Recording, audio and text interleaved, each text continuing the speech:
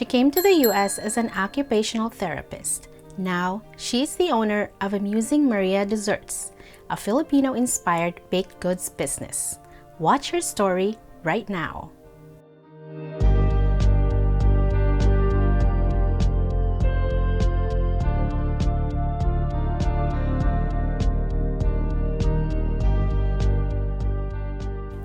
Hello everyone, this is Margie Bruce, here at Global Inspiration, where you need to be seen, you need to be heard, and be an inspiration to the world. Ladies and gentlemen, our guest this week, Vanessa Goethals. Hello. Hi Vanessa. Hi, how are you? I'm good, thank you. How about you? I'm good. Thank you for being here. Glad to be here. So let's start with where were you born and raised, and tell us a little bit about your family. Yes, so I was born and raised in Quezon City, Philippines. There's four, I'm the youngest of four siblings. So I have three older brothers. I'm also the only girl. Um, my mom and dad, who are living in the Philippines, um, um, are there with both of my brothers. So my mom is a realtor, and my dad used to work for DBP, Developmental Bank of the Philippines, up until he decided to leave banking.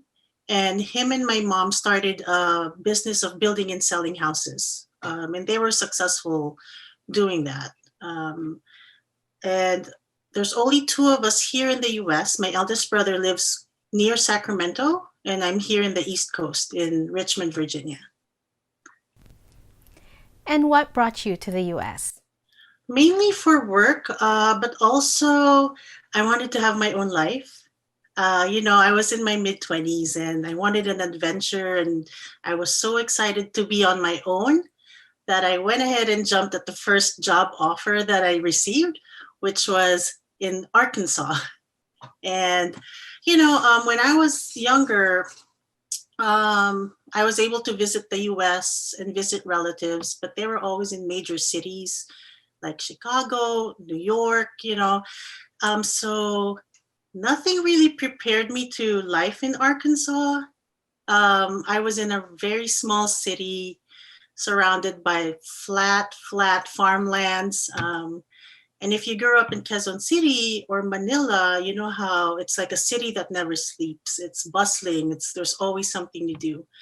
And the Filipino community in Jonesboro, Arkansas, which is the city that I was um, employed in, were so great. They took me in as part of like their family.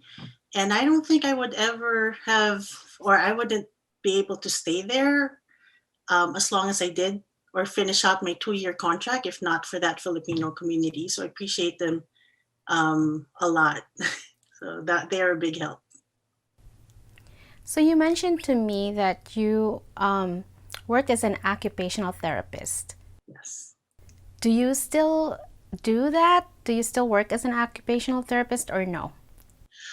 No, the first year that I did not work as an occupational therapist or stop working as an occupational therapist because I still have my license was last year. Um, So, a bit of a background. I had always been what you call a PRN occupational therapist or an on call therapist, and because I enjoyed the flexible schedule. And there was enough work as part time or on call therapist to, have work. There was a lot of work.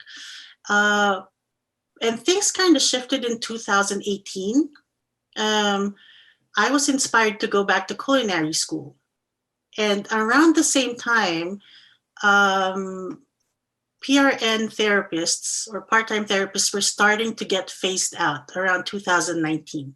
So we weren't as needed anymore like we used to be because there was a new billing system that Medicare was rolling out. So the companies that I was working for were starting to utilize their full time therapists. And at this time, I was already in culinary school. Um, so to stay in occupational therapy meant I needed to sign up for a full time job. which meant putting my dreams of being in the food business on hold. For how long? I don't know. So, what I did was I went ahead and decided to start online baking business in November of 2019. And here I am. So, what inspired you to start Amusing Maria Desserts? It was a new found love for baking. So I didn't really bake as much up until 2018, 2019. I was always the cook. I never measured ingredients. I like to toss things in a pan and invent things. And I even wrote about it and shared my recipes on my blog or on my website. And it wasn't until I watched three shows on Netflix. It was The Chef's Table featuring Christina Tosi of Milk Bar, um, The Great British Baking Show, I think that's what it's called, and this Australian pastry chef who's so talented. And the show is Zumbo's Just Desserts. And when I watched those shows, like there's this new world opened up to me, and I never realized how much one can be so creative in baking. And that was it. I was like, this is what I want to do. I'm going to do this. So that's what inspired me to start Amusing Maria Desserts, because I felt like with um, my developing recipes and my interest in developing recipes, I can build a business out of that creativity. That's how. So, in your opinion, what makes Amusing Maria Desserts stand out from the rest of them out there? I know in my personal experience, I tasted Ubi of the Gods, and that was just out of this world. It was amazing. It was so good. So, what other products do you have that stand out? Okay, so some of the products that I have are unique and different because they're not available in the market, right? And a lot of like creative chefs, cooks, and bakers will know this process where you have an idea and you have to take that idea into a recipe. Um, so that's how Ube for the Gods was born, right? And I'm glad that you liked it, because I can't really explain what I want to do with Amusing Maria Desserts until you experience it for yourself. And now that you've had that, not you know a little bit of what I want to do with the business. So the other products that I have, um, I wouldn't say they're very unique. They're only unique because they're my recipes. They've gone through a lot of baking fails, a lot of tears, because I'm so new to baking. I only started 2018, right? But I am working on some gluten-free Filipino flavored cookies. They're going to be ready in about a week. So I had to close shop to work on those products, and they're going to be ready for people to enjoy in about a week or so. Great. So, do you have contact information if our viewers want to get a hold of you and buy your products? Yes. So you can, or anyone who wants to, try Amusing Maria Desserts and Ube for the Gods that you've had, you can send me a message on Instagram at Amusing Maria, or I sell my baked goods on Etsy, etsy.com. Just search for Amusing Maria Desserts, no space. Or on Facebook, you can just search for Amusing Maria Recipes. So basically, you can find me even on Google. If you type in Amusing Maria, chances are you're going to land in whatever website, Instagram, or whatever social media. I mean, that's going to be me. Yes. Okay. Easy to find on Google if you Yes, don't remember. that's good to know. So, what would you consider your greatest achievement so far? So my greatest achievement, I think, is taking the leap of faith and starting Amusing Maria Desserts. Right. I mean, uh, a friend of mine told me not long ago, and he's a he's a physical therapist friend of mine that I work with, that he didn't think anyone can do what I was doing, or not everybody can do what I was doing, because it was clear that I was shifting from healthcare to a baking career. And I would say starting the business is my greatest achievement, because baking is easy, right? You have your measuring cups or your weighing scale and you follow a recipe. But the baking business has a steep learning curve. And so, I'm trying to make it happen. I'm doing my best, and,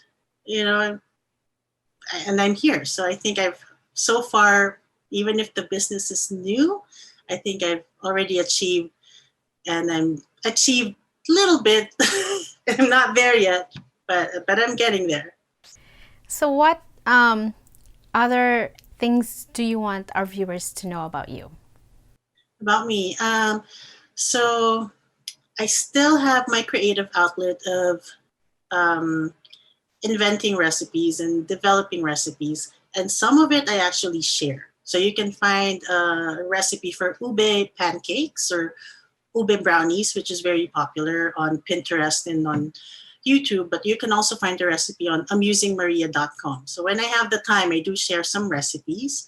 Um, and also, I am part of a Filipino food anthology. So it's a compilation of Filipino stories and recipes from first generation or second generation Filipinos from around the globe. The book is called The New Filipino Kitchen.